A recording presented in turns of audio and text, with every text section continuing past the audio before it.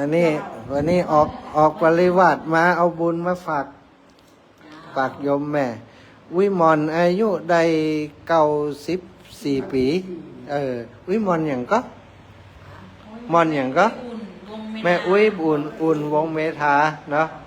90 ปีอันนี้แก้วลอดฟ้า ปีแล้วเดือนพฤษภาเนี่ยเนาะโยมแม่สบายเนาะวันที่25 เมษามาออกวันที่25 เมษา31 พฤษภาอยู่ห้อง ICU มาแล้วด้วยวันนี้มีบุญได้กำธงนะได้กำธงพระอรหันต์ธงพระพุทธเจ้าใจเป็นธงธรรมยาตราเพื่อการศึกษาโยมแม่เปิดฟังรายการวิทยุของคลื่นสีขาวมาเมินละญาติโยมทั้งหลายพอดีเ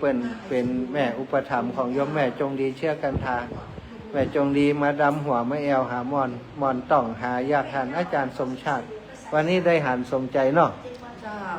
สมใจแล้วสมใจแล้วได้หันอันนี้วันได้หันกันเนาะอันนี้มันมีสะพานบุญรอวันนี้เอาบุญใหญ่มาฝากวิมลไปอยู่ปริวาสมา9 วันน่ะเอาบุญปริวาสบุญใหญ่บุญหลวงเนาะมาฝากมอนคำนี้จะอายุยืนแหมหลายอยู่นะ100 สาวพุ่นนะวิมลปีแล้วเกือบบรรลอดเพราะลูกเต้าหลานเหลนทำใจมดแล้วสถาพรเนี่ยอยู่ด้วยบุญนะนี่นะเนาะสวดตลอดพุทโธตลอดตอนบัดสบายพุทโธอย่างเดียวสวดธรรมดาสวดแผลเนี่ยนะครับว่าแผลเป็นญาติเจ้าเป็นพ่อคนนี้อันนี้90 ปีนะญาติโยมนี่นะประเดี๋ยวนี้เดินต้องใจสีขาเพราะว่าแข้งขาบอกค่อยดีแล้วเนาะ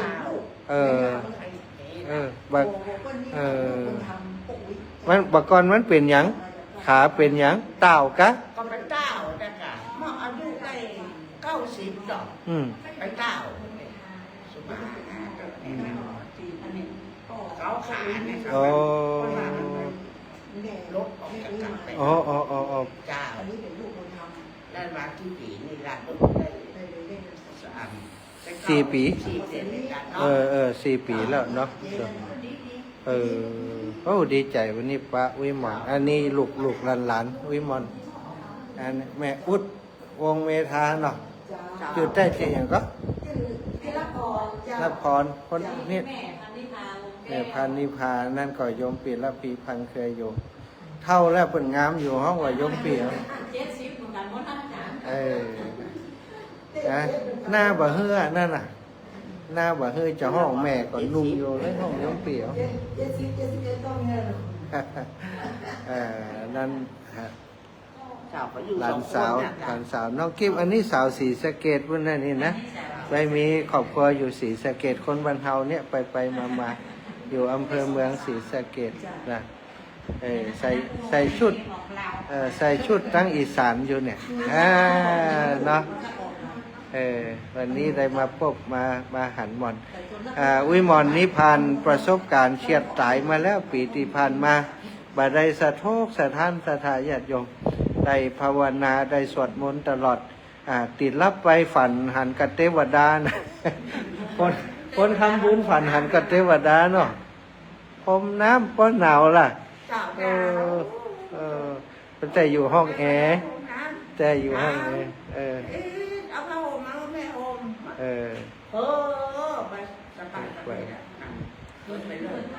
คนมีบุญเพื่อหาแต่เทวดากับพระสงฆ์เนาะตุเจ้าไปเยี่ยมหลวงปู่ใหญ่ก็ไปเยี่ยมไหนก็หลวงปู่มัดหลวงท่านพระครูมัดอันใดมัดแขนอันใดมัดแขนให้อันใดเนี่ยแขนหลวงพ่อวัดพระบาทเนี่ยครูบาหญิงแก้วหลวงพ่อใหญ่เขามัดมือคือดูนะอันนี้มีแหมก็นี่จะเอามัดมือตุเจ้าเอามัดไว้ไปให้มันหายนะเนี่ยคุ้มครองปกปักรักษาเขาไว้นะหลวงพ่อใหญ่ครูบาอาจารย์พระสงฆ์องค์สังฆเจ้าตนเมตตา ถั่วเมืองฝางนะไปเยี่ยมแม่อุ้ยมอนเพราะว่าอุ้ยมอนที่สายบุญทำบุญทุกวัดทุกวาบัดเลือกวัดนะศรัทธาอันนี้ได้มาพบปะกับศรัทธาญาติโยมแฟนรายการเปิ้นบอกค่อยได้โทรหมู่นี่นะอุ้ยมอนนี่มันได้โทรแต่ฟังขนาดนักเนาะมันได้โทรพี่น้องตั้งศรีสะเกษนี่บ่ได้ฟังแล้วก็ฟังก็บ่ได้ฟังแต่มาตามสายบุญเนาะมาเล่าให้ฟังญาติพี่น้องกันปามาถ้ามาบ้านเฮาก็รักฟังพร้อมเนอะมีวิทยุก็ฟังพร้อมแต่ว่าอยู่ปุ่นถ้าพอร้ายได้พออย่างได้ก็ฟังได้เพราะมันมีลิงก์สถานีวิทยุเนาะวันนี้ได้พบปะกันเดี๋ยวจะปั่นปอนกันด้วยซองเป็นปึ๊บนะออกไปอันนี้เปิ่นพร้อมไปโครงการโรงเรียนน่ะฮะเรียนโดยแล้วก็มีซองนึ่งถวายส่วนส่วนตัวเนาะส่วนตัวนี่มันต้องน่ากันสัก100,000-200,000ครับมีคนตัวส่งแต่ตัวอันน่ะว่าพอได้ทำบุญร่วมกันเนาะศรัทธาได้จะปั่นปอนให้อุ้ยมอนเนี่ยเอาอุ้ยมอนอย่างกับแฟนรายการขึ้นสีขาวปุ่นฟังกันนี่จัดหลายคนนี่ปั่นป้อนปีใหม่ให้เขากำปั่นป้อนแม่อุ้ยปั่นนี่นะเอาปั่นไหมป้อนปีใหม่ให้เขาได้นะปั่นเลยแม่อุ้ยฟังเนี่ยประเดี๋ยวนี้ท่านอาจารย์มันบอกว่าแม่อุ้ยปั่นปอนนะคือในโทรศัพท์เนี่ยคือเปิ้นกำคือแฟนรายการทุกคนครับเปิ้นฟังกันประเดี๋ยวนี้เปิ้นฟังกันแล้วอุ้ยปั่นปอนปีใหม่เอาอุ้ยปั่นปอนปีใหม่เลยเนาะวางหัวตู้เลยมังกาลาจับพุโตจับพุโตจิปัตตุตะโมทุกขะมังกาลามากับมาจับปะทุกขาปะมุนจะเดธรรมโมมังกาลาจับพุโตคัมปิโตทุตัสโสอนุธรรมะมังกาลามาขับมาจับปะไอยาปะมุนจะเดสังโฆมังกาลาจับพุโตวะละตักขินโยอานุตตาโลสังฆะมังกาลามาขับมาสัพพะโลคาปะมุนจะเดวังหุนตุอันจะในวันนี้หากเป็นวันดีเป็นวันที่ชีวิตเศรษฐีทันหมายมีจังขันเก่าก็พ้นไปแล้วจังขันปิ้นไม่แก้วปัญญาวันก็มาตึงจอดรอดเถิงตนตัวแห่งอุกาตั้งหลายก็ว่าละเสียยังที่แต่ดีปะเป็นนี้ที่ได้กระทำล่วงแล้วมาบางก่อนก็ยังว่าก่อนแต่ยังสตาจึงน้อมนำมายังสุกันธาโทสักกะฐานะวัตถุต่างหลายมาถวายเป็นทานเพื่อจักมาขอขมาโทษอย่าโทษ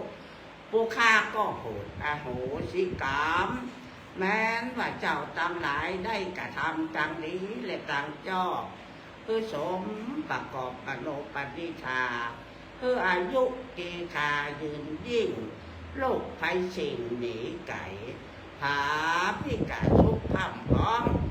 บริบูรณ์เมื่อมีกำลังอุดหนุนเตรียมแท่งเมื่อได้หิวแห้งทุกประการเตี้ยงแต่ดินสัพพิติโยวัจตุสัพพะโลกโกนัสตุอันเตภวันวันตรายโยสุขีติกายุโกภาวะธนาสีลิจังมุทาปัญญายิโนจัตตาโลธรรมาวัตติอายุวันโนสุขังปะลังสาธุปั่นป้อนหม่วนเรียนทุกเจ้ากันเลยนี่เก่งมากโอ้พัสอันนี้กรรมที่เปิ่นนั้นเปิ่นใจสืบชะตาเนี่ยกรรมเนี่ยโอ้สุดยอดเลย25 กิโลอ่ะก้าวได้หลายมดปีใหม่นี่นะแต่ทะเลแยกกัน25แต่ทะเล25 กิโลนี่ได้มาเดียวเนอะ